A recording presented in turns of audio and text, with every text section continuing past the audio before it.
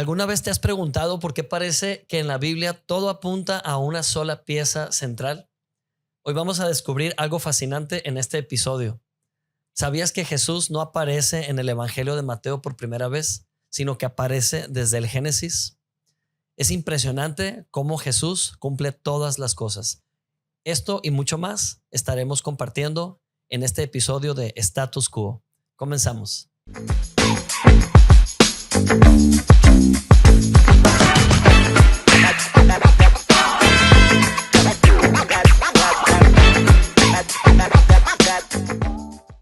Hola amigos, bienvenidos a este episodio. Ya nos habíamos tomado unas vacaciones y era momento de regresar, pero regresamos con todo. Y hoy me acompaña para compartir este tema tan fascinante, pues nada más y nada menos que mi hermosa hija Perla Melissa. Bienvenida, Perlita. Muchas gracias por recibirme en tu casa. Y en la tuya. Gracias. Y bueno, pues esto a petición de muchos de nuestros amigos que nos siguen, quisimos dar continuidad a un tema que comenzamos compartiendo ya hace meses acerca de las sombras y los simbolismos que se encuentran como de manera codificada en el Antiguo Testamento, pero que a final de cuentas descubrimos que todo habla de Jesús. Hoy queremos enfocarnos solamente en el libro del Génesis y estuve conversando contigo hace días y me diste información demasiada impresionante que nunca había meditado en ella. Así que por eso quise invitarte otra vez. Ay, muchas gracias. Bueno, le contaba a mi papá hace unos días que no podía dormir y de esas veces que estás como que dando vueltas en tu cama y agarras el celular y lo dejas. Entonces dije, ay, me voy a poner a leer alguna parte de la Biblia y ya luego me duermo. Y me puse a leer la historia de cuando Jesús caminó sobre el agua. Entonces, ¿quieres tú leerla o quieres que yo la lea? Si la tienes, puedes leerla tú. Tengo. Adelante. Okay.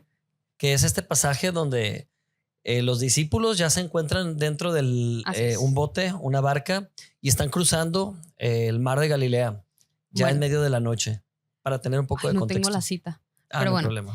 Dice, enseguida Jesús hizo a sus discípulos entrar en la barca e ir delante de él a la otra ribera. Entre tanto que él despedía a la multitud. Ay, ¿no lo quieres leer tú mejor? Sí, está en Mateo, muy pequeña, está en Mateo 14, Perdón, 22. es que necesito lentes. Dice, después de esto, Jesús hizo que sus discípulos subieran a la barca para que cruzaran el lago antes de que él llegara al otro lado, mientras él despedía a la gente. Cuando la hubo despedido, Jesús subió a un cerro para orar a solas, y al llegar la noche estaba allí él solo, mientras la barca ya iba bastante lejos de la tierra, firme. Las olas azotaban la barca porque tenían el viento en contra. A la madrugada, Jesús fue hacia ellos caminando sobre el agua, y cuando los discípulos lo vieron andar sobre el agua, se asustaron y gritaron llenos de miedo: «¡Es un fantasma!». Pero Jesús les habló diciéndoles: «Calma, soy yo, no tengan miedo». Entonces Pedro le respondió: «Señor, si eres tú, ordena que yo vaya hasta ti sobre el agua». «Ven», dijo Jesús. Pedro entonces bajó de la barca, comenzó a caminar sobre el agua en dirección a Jesús, pero al notar la fuerza del viento tuvo miedo y como comenzaban a hundirse gritó: «¡Sálvame, Señor!». Al momento Jesús lo tomó de la mano y le dijo: «Qué poca fe tienes, ¿por qué dudaste?». En cuanto subieron a la barca, se calmó el viento y entonces los que estaban en la barca se pusieron de rodillas delante de Jesús y le dijeron: «En verdad, tú eres el Hijo de Dios». Muy bien. Necesitaba que mi papá lo leyera porque él es mejor storyteller que yo. Pero en la versión de la Reina Valera habla que estaba no solo madrugada o no solo medianoche, sino decía a la cuarta vigilia de la noche. Entonces me puse a investigar esto, qué significa cuarta vigilia. Y antes, bueno, los judíos dividían su día por vigilias. Y la cuarta era justo antes del amanecer. O sea, era como entre las 3 de la mañana y las 5 de la mañana. Entonces, ese es un dato muy importante. Y la otra cosa que me llamó la atención fue cómo supieron que Jesús era Dios por verlo caminar sobre el agua. Yo siempre pensaba que pues por eso, porque lo vieron caminar sobre el agua, porque eso es algo fantástico que ningún humano podría hacer. Pero luego me quedé pensando, pues pudo haber sido alguien poseído. O sea, ¿qué te dice que eso es una señal de que sea Dios, porque justo después de eso empezaron a adorarlo. Entonces, rápido me remonté al principio de la Biblia, el Génesis, y el segundo versículo de Génesis dice: y la tierra estaba desordenada y vacía, y las tinieblas estaban sobre la faz del abismo, o sea, estaba oscuro. Y el Espíritu de Dios se movía sobre la faz de las aguas. ¿Qué quiere decir esto? Los judíos sabían perfectamente el Génesis, sabían exactamente cómo empezaba la Biblia. Ujú. Entonces, no era excepción los discípulos. Ujú. Entonces, al ver a Jesús caminar sobre el agua, se cumplió el inicio de la Biblia, que es el Espíritu de Dios se movía sobre la faz del agua. Entonces, Jesús tenía el Espíritu del Dios, era el Dios viviente, Amén. y lo confirmó caminando sobre el agua. Ujú. Pero aparte de eso, permítanme un segundo, Jesús se les reveló, dijo: tened ánimo, yo soy, no temáis. Entonces, los judíos también sabían que el nombre de Dios era yo soy, Ujú. que le fue revelado a Moisés. Wow. Entonces, se me hace bien padre porque no solo caminó sobre el agua, como el Espíritu de Dios, dijo el nombre, Ujú. yo soy, Sí. sino que aparte, en el Génesis dice, había oscuridad Ujú. y Era caos. era caos, Ujú. pero de ahí Dios hizo el día y la noche, separó la Amén. oscuridad de la luz. Y justo por la hora que era, la cuarta vigilia, amaneció justo después de eso. Entonces Dios, Wow. Jesús, separó la oscuridad de la luz. Y se me hizo como que demasiado paralelismo. para hacer coincidencia. Y dije, Claro. wow, o sea, a Dios no se le escapa ni un detalle. Amén. Wow. La verdad que honestamente cuando me compartiste esto, obviamente he leído tantas veces, incluso predicado ese pasaje de Jesús caminando sobre el agua en cada evangelio que aparece. Y también he leído obviamente el Génesis en muchas ocasiones, pero nunca había hecho esa conexión. Y hasta que tú me lo compartiste, y eso es lo emocionante de nutrirte de la palabra, de que no estás leyendo una obra literaria solamente, pero estás alimentándote de revelación. Y cuando todas estas sombras del Antiguo Testamento apuntan a Jesús como el Mesías, como Dios mismo, pues te explota en la mente. Y ahorita que mencionabas ese ejemplo de cómo un pasaje del Antiguo Testamento específico del Génesis cumple una profecía, se cumple como profecía cuando Jesús aparece en la tierra. Hay otro pasaje que no tiene que ver con el Génesis. Prometimos que hoy vamos a hablar solo del Génesis, pero paréntesis, el rey David, que escribió Salmos, hace muchas declaraciones proféticas constantemente. De hecho, mi salmo favorito que más me impacta porque revela totalmente la obra de Jesús es el Salmo 22. Cuando David habla de todo lo que Jesús iba a pensar camino a la cruz. Y es impresionante porque el Salmo 22 se cumple perfectamente cuando leemos en cada uno de los evangelios ese momento final de Jesús en la tierra yendo a la cruz. Y cada expresión de Jesús, David la explica en Salmo 22, pero no quería hablar de Salmo 22, sino de Salmo 23, que es el siguiente salmo, y es el salmo del buen pastor.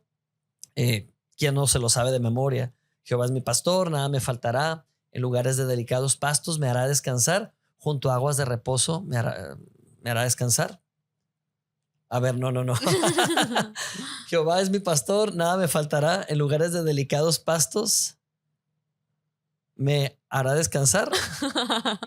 Ay, no, nunca me había pasado se lo esto. Saben también. No, es que me lo sé perfectamente, pero no sé qué me pasó.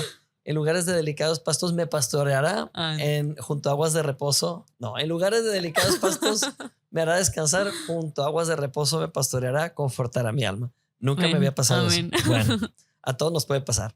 Pero lo que me impacta mucho es cuando Jesús alimenta a los 5,000 y que, bueno, un niño ofrece su lonche, estos pescados y estos panes. Y qué impresionante que Jesús, antes de hacer el milagro de alimentar a 5,000, le pide a los discípulos que recuesten a las personas en el pasto. Y esto cumple perfectamente la profecía del buen pastor. Ese día se cumple Salmo 23. El Señor es mi pastor, nada me faltará. En lugares de delicados pastos me hará descansar. Y aparte, la Biblia, bueno, Jesús mismo dijo que Él era el agua, la fuente de vida, y que Él era el agua que te iba a saciar. Amén. Entonces, cuando el Salmo 23 se refiere a junto a aguas de reposo, habla junto a Jesús, junto a Jesucristo. Amén. Entonces, creo que se cumple perfectamente. Sí, increíble. Pero esto que acabas de decir, wow. Sobre todo me impacta mucho el tema de la cuarta vigilia, que era justo cuando iba a rayar el alba, cuando iba a amanecer. Y es justo lo que pasó en el Génesis después de que menciona que el Espíritu de Dios se movía sobre la superficie de las aguas. Así es. A partir de ahí, Dios llamó a la oscuridad noche y a la luz día. Increíble. Así es. Muy bien, pues no sé si hay otro detalle acerca de... Volviendo este al pasaje. Salmo 22, es el que tú le llamas la caja negra. Ajá. Se me hace bien interesante porque muchos como cristianos crecemos leyendo esta parte de la Biblia donde dice Jesús, Dios mío, ¿por qué me has abandonado? Y dices, no, pues sí lo abandonó porque pues era puro pecado y Dios, donde está el pecado no puede estar Dios. Y lo tomamos como la verdad absoluta, que, o sea, sí tiene algo de verdad, pero realmente Jesús estaba citando el Salmo 22. Amén. Estaba citando el Salmo 22, o sea, haciendo referencia a que estaba cumpliendo esa profecía también.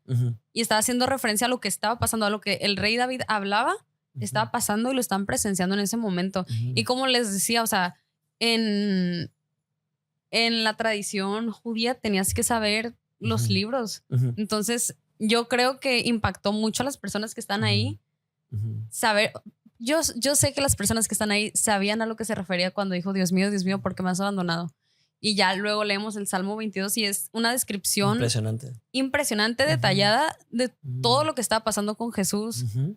Hasta menciona cómo lo hirieron en el costado. Incluso menciona a David en esa profecía del Salmo 22 que repartieron sus ropas y echaron suertes. Que los rodeaban como toros de Bazán. O sea, todo lo que Jesús no dijo en los evangelios, porque también el profeta Isaías anunció que Jesús iría a la muerte como una oveja llevada al matadero enmudecida. Entonces, pero no quiere decir que no pensaba. Jesús no se quejó ni habló nada ni expresó nada. Sí dijo 7 cosas. Cumpliendo también esa profecía de que él iba a ser enmudecido, sino, o sea, Dios, bueno, Jesús pudo haberse defendido y con una palabra acabar con ellos. Deshacer a sus enemigos. Pero decidió decir 7 cosas. Solo dijo 7 cosas. Dijo, una de ellas es, ¿por qué me has abandonado, Dios mío? Perdónalos porque no saben lo que hacen. Padre, en tu mano encomiendo mi espíritu, cuando iba ya a morir. Y muchas otras cosas, pero fueron 7 frases que no tenían nada que ver con juicio. Sin embargo, todos los pensamientos de Jesús, si tú los quieres saber, los puedes leer en la caja negra. Le llamamos caja negra metafóricamente como la caja negra que tiene un avión después de un accidente y que graba todo. Cuando la recuperas sabes todo lo que pasó porque ahí está todo grabado. Pero bueno, en fin, no íbamos a hablar de Salmos, vamos a hablar de Génesis. Perlita, ¿qué sombras de Jesús encuentras en Génesis? Yo sé que hay muchísimas, pero ¿cuáles te llaman más la atención? Me llama mucho la atención. Cuando yo estaba niña se me hacía que no tenía nada de sentido esto. Pero ¿por qué Eva salió del costado de la costilla de Adán? Me quedaba de que, pues Dios, pudiste haber hecho nomás a otro humano y ya. O sea, no necesitabas hacer esa operación. Pero realmente, Dios se refiere a la iglesia como la novia de Cristo. Amén. Y no la novia como de manera romántica, sino como este pacto sagrado que hay entre 2 personas. Entonces, Dios hace el pacto con la iglesia. Wow. Y la iglesia es como el equivalente a Eva. Entonces, cuando a Jesús lo hirieron en el costado, fue como una sombra de lo que había pasado en el Edén. Amén. Que en el Edén, Eva fue quien de alguna manera llevó a pecar a Adán. O sea, fue decisión de los 2. Sí. Pero Eva llevó a pecar a Adán. Pero en este nuevo pacto, la iglesia tiene, valga la redundancia, un pacto con Dios y Dios no puede pecar. Dios no falla. Entonces, ese pacto es mucho más certero Ujú. que entre un hombre y una mujer. Claro. Entonces, se me hace interesante la conexión entre Ujú. la iglesia y Eva. Y Eva. Sí, específicamente lo que acabas de decir cuadra perfectamente de que para poder sacar esa costilla tuvo que haber una herida, ¿no? Y Ujú. justo en la cruz tuvo que haber una herida en el costado. Qué interesante que lo que salió de ese orificio fue agua. Agua. Y el agua es un símbolo impactante. ¿Quieres decirlo? ¿Yo? Adelante. Ok. El agua tiene varias connotaciones en la Biblia. Una de ellas habla de la palabra misma que sacia la sed. Jesús le dijo a la Agua viva. samaritana, si tú bebieras del agua que yo te puedo dar, no tendrías sed jamás, sino que al tomarla, dentro de ti comenzarían a brotar ríos de agua viva. Entonces, cuando Jesús en la cruz, pues es perforado por una lanza, sale un chorro de agua y esa agua representa la palabra que revela a Cristo, esa palabra que sacia la sed. Amén. Sí. Que yo siempre he pensado Ujú. que hay una conexión muy grande entre el primer milagro que hizo Jesús Ujú. y la cruz. Ujú. Que el primer milagro fue que convirtió agua en vino. Sí. Que dice mi papá que no solo es desafiar las leyes de la física, porque Ujú. en la física te dice nada se crea, Ujú. solo se transforma, Ujú. pero Nada se crea ni se destruye, solo se transforma. ándale. Pero Jesús desafió las leyes Ujú. y creó vino sin tiempo, Ajá. sin materia, Ujú. solo de la palabra, solo del agua. Amén. Entonces, yo siempre le he dicho a mi papá que siento que hay una gran conexión entre el primer milagro y el último milagro, por así decirlo, que fue cuando le clavaron la lanza en el costado, que brotó agua. Ya había salido toda la sangre y empezó a brotar agua. Amén. Entonces, se me hace interesante cómo es de alguna manera el mismo milagro, pero Revertido. cerrando Mm. como que esa etapa en la que Jesús iba a estar cumpliendo los milagros, Wow. pues. Es cierto. O sea, el primer milagro fue Jesús convirtió el Agua agua en vino, en ajá. vino. Pero en la cruz, al momento de entregar su vida por nosotros, que es Y el mayor derramar milagro, la darnos vida a última nosotros, gota de sangre, que es el derramó vino, su última gota de sangre, que es el vino, y ahora salió agua. Wow, está y impresionante. se cerró una etapa. Sí, amén. Mira, me impacta mucho cómo Romanos 5:12 dice, bueno, en contraste pone a Adán, el primer hombre, Ajá. y a Jesús como el segundo hombre. Y te deja muy, muy claro que uno vino a abrir la historia, pero otro vino a restaurar la historia. El primer Adán, pues no era el plan de Dios que Adán fallara, pero Dios tenía que darle libertad de elección, si no iba a ser un robot. Y Adán usó su libertad de elección mal. Entonces, bueno, eso no tomó por sorpresa a Dios. Dios ya tenía un segundo Adán, que es Cristo, y a través de ese segundo Adán iba a restaurar todas las cosas. Entonces, me impacta mucho como dice Romanos 5:15. Dice, bueno, primeramente dice Romanos 15:12, por tanto, como el pecado entró en el mundo por un hombre, o sea, Adán, y por el pecado entró la muerte, así la muerte pasó a todos los hombres por cuanto todos pecaron.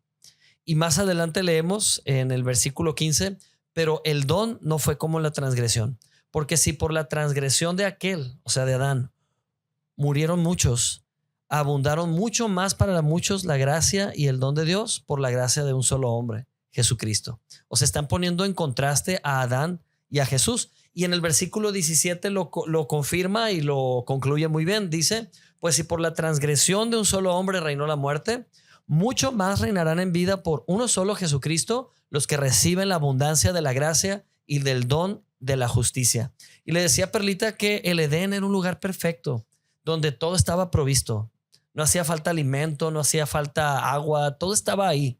Solo era cuestión de tomarlo y tomarlo gratuitamente. Y el segundo Edén que Jesús inaugura como el segundo Adán es la gracia, la dispensación de la gracia, porque ¿qué es la gracia? La gracia es la mesa servida. La gracia es la provisión amplia de Dios, no condicionada. ¿Por qué? Porque ya está pagada. Y es la relación con Dios. Amén. Sin Relación con gracia, Dios es fe. Lo mismo que había en el Edén. Ujú. Había una relación con Dios, Ujú. pero ahora, como dicen en la Biblia, Ujú. mucho más por el segundo Adán. O sea, Amén. Reinaremos reinaremos en vida. en vida. Aleluya. Amén. Qué emoción. Sí, sí.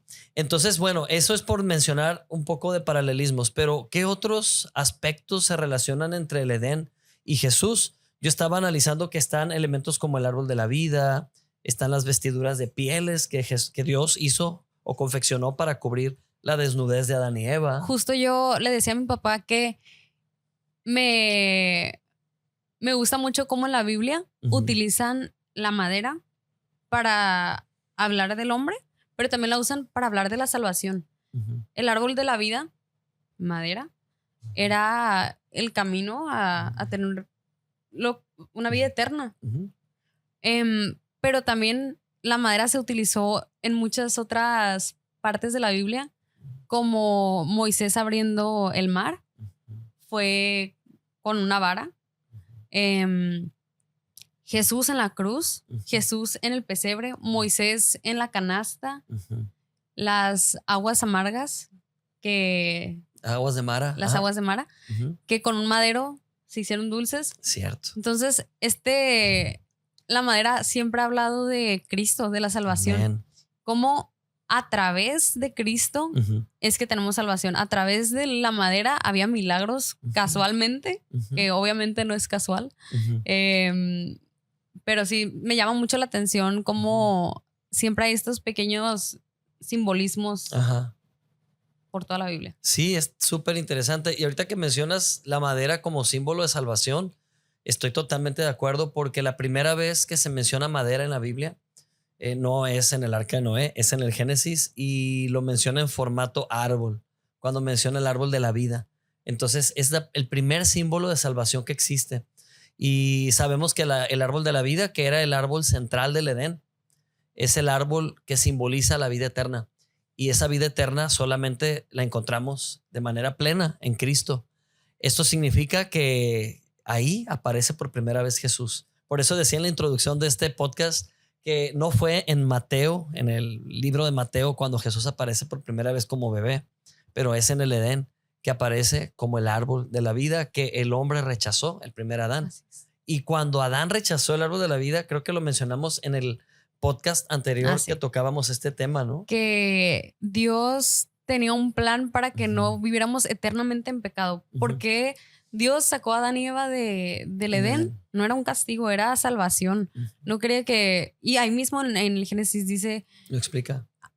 Textualmente que es peligroso que estuviera cerca del árbol de la vida, porque ya que estaban en pecado, si comían del árbol de la vida, iban a ser eternamente pecadores. Esclavos del Entonces, pecado. Es por eso que Dios rápido lo sacó por su bien. Así es, no un acto de amor.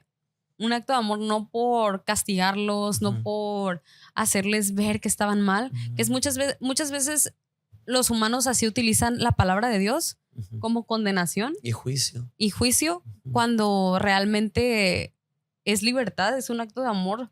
Amén, amén, totalmente de acuerdo. Y creo que lamentablemente nos acercamos ya a la conclusión. Qué rápido se nos fue esta media hora, pero concluyendo, el árbol de la vida tuvo que ser asegurado. Como mencionas, Dios los apartó del árbol de la vida y puso como seguro querubines. Ángeles protectores. No sé si lo mencionamos en el capítulo anterior también. Quizás no.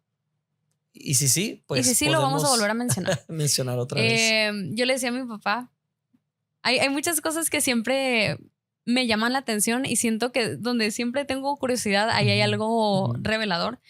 Y yo de niña, cuando leía esto, me quedaba pensando, ¿por qué había espadas en el Edén? Siempre me quedaba pensando en eso, pero bueno, y luego recordé este versículo que dice, la palabra de Dios es una espada de dos filos que penetra hasta lo más profundo. Y separa las coyunturas. No, dice que separa el alma del espíritu. Entonces se me hace súper fuerte. Pero Dios puso unos querubines, unos ángeles, con espadas con fuego. O sea, la palabra de Dios con fuego. El fuego es el Espíritu Santo. Amén. No, la palabra escrita no tiene sentido si no tienes revelación del Espíritu Santo. Entonces, para poder entrar al Edén, estaba asegurado con la palabra de Dios y el Espíritu Santo. Que quiere decir que cuando tú conoces la palabra, cuando tú recibes el Espíritu Santo, tienes la llave. Amén. Para poder entrar al Edén. Otra vez. Que es la gracia. Amén. Es la salvación. Así es. Estoy moviendo bien raro las manos. Pero sí le decía a mi papá que eso siempre me llamó la atención. Esos pequeños detalles extraños que dices, ¿qué quería decir Dios con eso? pues ahí está, esa es la respuesta, Wow. creo yo. Sí, totalmente. Y qué interesante que cuando Jesús resucitó, y pues por aquí está este pasaje, no lo voy a leer todo por cuestión de tiempo, pero sí se nos narra en Juan 20, por si quieren ustedes revisarlo, de Juan 20 del versículo 11 al 18, que María se encontraba llorando fuera de la tumba y mientras lloraba apareció un hombre que le dijo que por qué estaba llorando y era Jesús mismo, apareciéndosele a María. Y María no lo reconoció, sino que lo confundió con un jardinero. Lo curioso es que el primer Adán era jardinero. O sea, Así Adán, es. el primer hombre, era jardinero, era el administrador del jardín del Edén. Y a Jesús le confundieron con jardinero, no es casualidad. Y justo estaba leyendo que las palabras que se utilizan para describir los deberes de Adán en el Edén son las mismas palabras que se utilizan para describir los deberes del sacerdote en el lugar santísimo. Sí. Entonces, es por eso que la Biblia dice que después de Cristo, nosotros tenemos la autoridad para reinar. Amén. Si por el primer Adán fue dada la autoridad para reinar sobre la tierra, hay un versículo que dice que por Jesús tenemos autoridad para reinar en la tierra y en los cielos. Amén. Entonces, Amén. Me gusta mucho ese versículo. Wow. Pues concluyendo, creo que lo que más me impacta del Edén en general es cómo ahí, pues el hombre se apartó de esa relación viva con Dios, pero ahora en la gracia, que es el segundo Edén, a través de Cristo, el segundo Adán, tenemos acceso a la salvación de nueva cuenta. Y olvidé decir que los mismos querubines que guardaron el árbol de la vida nuevamente se mencionan en el jardín donde estaba la tumba de la resurrección. El año antepasado tuvimos la oportunidad de visitar ese lugar físicamente y la verdad no cabía de asombro porque así como lo describen los evangelios, así está configurado perfectamente. Y de hecho, desde ese jardín donde está la tumba de Jesús, puedes mirar a lo lejos el Gólgota. Ahí está el Gólgota perfectamente y ves la figura de una calavera. Es muy impresionante. Pero lo que me impacta es que cuando vienen estas personas a querer ungir a Jesús, el cuerpo, ya no está el cuerpo y ahí están dos querubines en la entrada del sepulcro diciendo, ¿por qué buscan entre los muertos al que está vivo? Y aquí se cumple de que ya fue removida la piedra y hay acceso a ese poder de resurrección. Ya fue removida la ley también. La piedra es la ley, ya fue removida la ley porque fue cumplida por Jesús y ahora tenemos acceso a la gracia que es el nuevo pacto. Amén. Wow. Justo antes de terminar, creo que, no sé si también ya lo hemos mencionado, pero lo hemos mencionado muchas veces en la iglesia, que el Gólgota se llama así porque tiene la figura como de cabezas, ¿no? De una calavera, de una cabeza. Pero también, un cráneo. Acorde a lo que dice la Biblia, es la misma ubicación donde enterraron la cabeza de Goliat. Sí. Entonces ahí también se cumple este versículo que dice en el Génesis, tú herirás el talón, pero ellos te herirán en la cabeza. Amén. Fue la profecía de Génesis 3:15. Y fue con un madero, que fue el árbol de la vida, la salvación, que hirió la cabeza del enemigo. Amén. En el momento de la crucifixión. Wow. Entonces, yo. Amén. No, pues qué manera de concluir con esto que acabas de decir. Y bueno, no sé si quieras decir algo antes de que culminemos con este episodio, como para cerrar y pues resumir.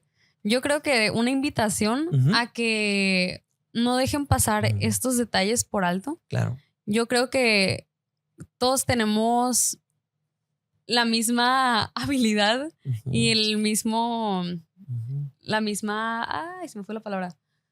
Oportunidad. Sí.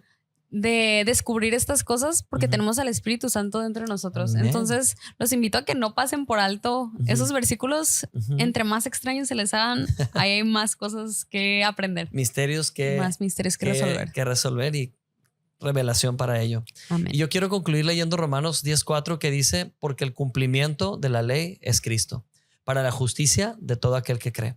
O sea, esto dice que somos justificados a través de ese cumplimiento perfecto que es Cristo. Él cumplió la ley a la perfección. Y también Lucas 24:26 son las palabras textuales de Jesús cuando se le apareció a esos testigos rumbo a Emaús, en el camino de Emaús, después de la resurrección, que no lo reconocieron. Dice la palabra que Jesús se les apareció a estos discípulos decepcionados, iban hacia Emaús y Jesús les preguntó, ¿Acaso no era necesario que el Cristo padeciera estas cosas y que entrara en su gloria? Y comenzando desde Moisés y siguiendo por todos los profetas, les declaraba en todas las escrituras lo que de él decían. Qué impresionante que Jesús les explicó a esos discípulos decepcionados todas las escrituras que apuntaban a él mismo. Quiere decir que hay un interés genuino de Dios para ti, que eres discípulo, seguidor de Jesús, de que puedas ver esas sombras ocultas y convertirlas en esa revelación de Cristo mismo. Amén. Muchas gracias por acompañarnos durante este tiempo y gracias, Perlita, por haber aceptado este segundo episodio para tocar este tema, y probablemente hagamos un tercer episodio porque hay tantos simbolismos en la Biblia que revelan a Cristo. Esperemos que sea pronto. Así es. Amigos, muchas gracias. Nos vemos hasta la próxima. Dios les bendiga.